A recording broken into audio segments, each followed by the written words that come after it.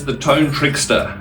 It's an acoustic guitar effects pedal that I've built from scratch. Acoustic guitars with piezo pickups often sound thin, harsh, and quacky. The Tone Trickster reshapes the piezo signal in real time to make it sound like it's been recorded with a good quality studio microphone. It also features tone controls like compression and EQ. The Tone Trickster is for gigging acoustic guitarists who want to plug into a PA or DI without the constraints of having to lug around or stand in front of a studio microphone. Here is a demo using a passive K&K Pure Mini pickup. This is a Bottleneck Slide Delta Blues song. Can you hear the difference?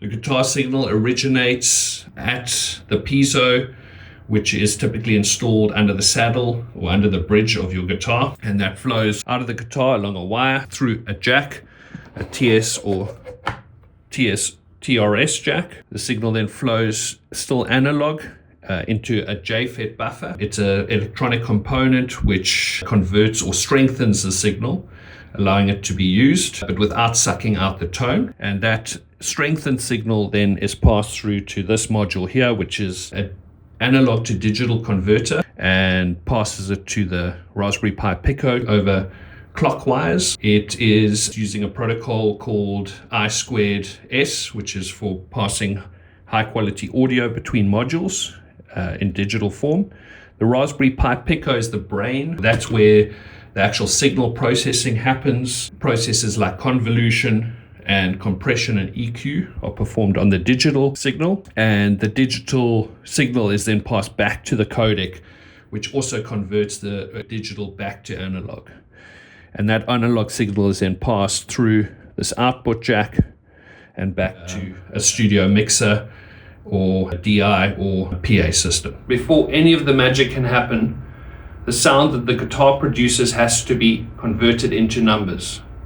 This is a process called analog to digital conversion. Sound is a smooth, continuous wave. A computer cannot do anything with that smooth, continuous wave. The codec measures or samples the wave at 48,000 times per second.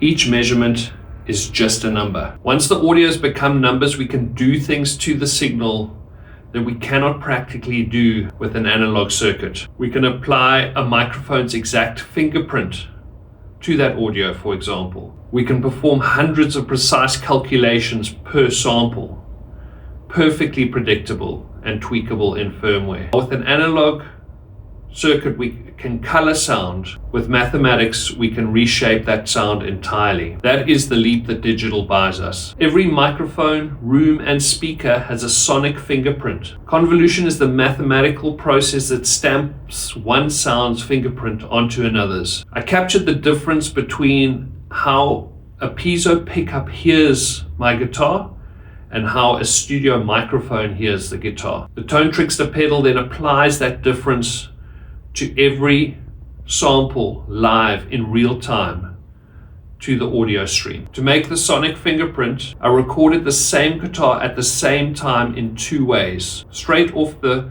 piezo pickup and using an NT1A studio microphone. I then applied a mathematical process called deconvolution to extract the impulse response file, or IR file, which is simply a set of numbers that can be applied to and modify another set of numbers. On the device, I apply that IR file in real time to every sample in the digital stream at 48 kilohertz. EQ is an essential component of the tone shaping process.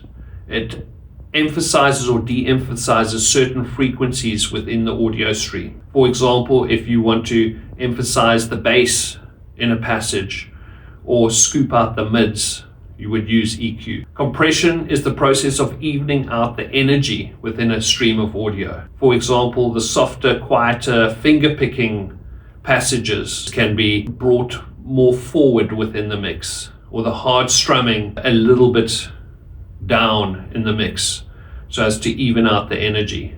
It's an essential component of making a piece of music listenable to the audience.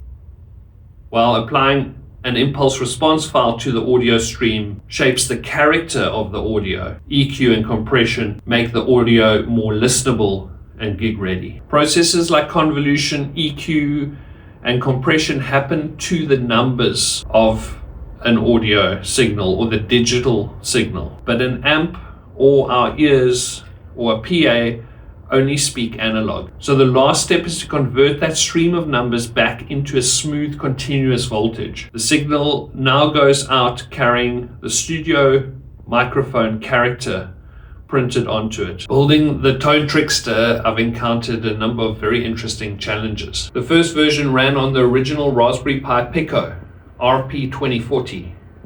It was much too slow to process the digital signals fast enough.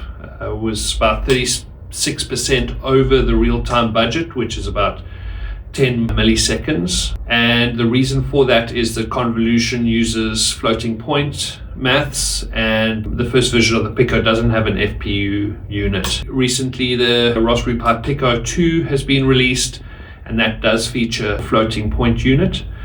And now the processing happens very fast with a lot of headroom to spare. The latency at the moment stands at 7.1 milliseconds. At the start of this project, I didn't quite appreciate how important, especially in an audio project, the signal to noise ratio is.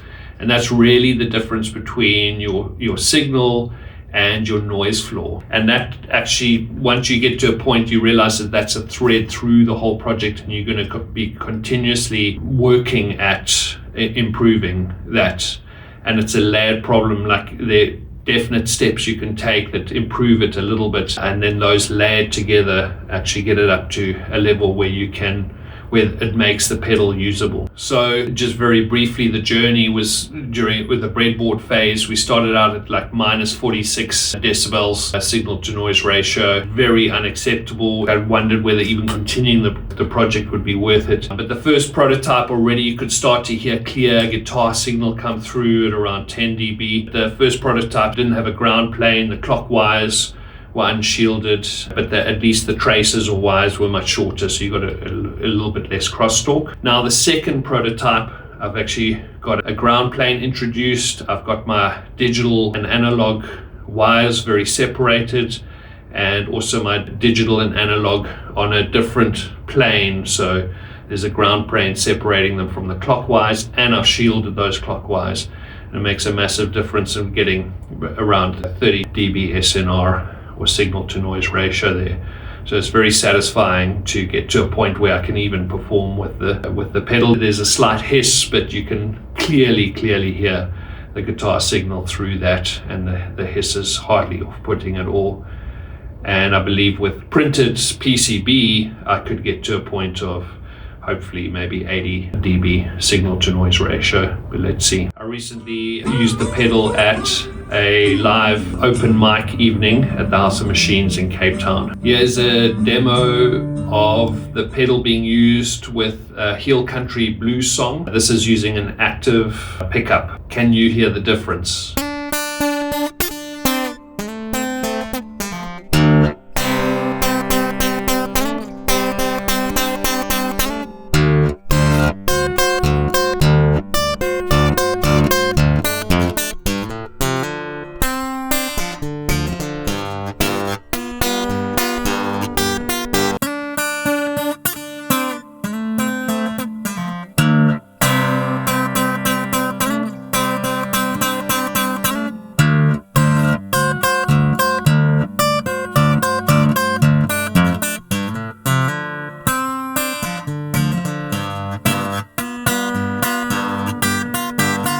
So next up is a proper printed circuit board, an improved enclosure, and some more impulse response files, and maybe a full song from next week's show. Please subscribe and you can follow along here.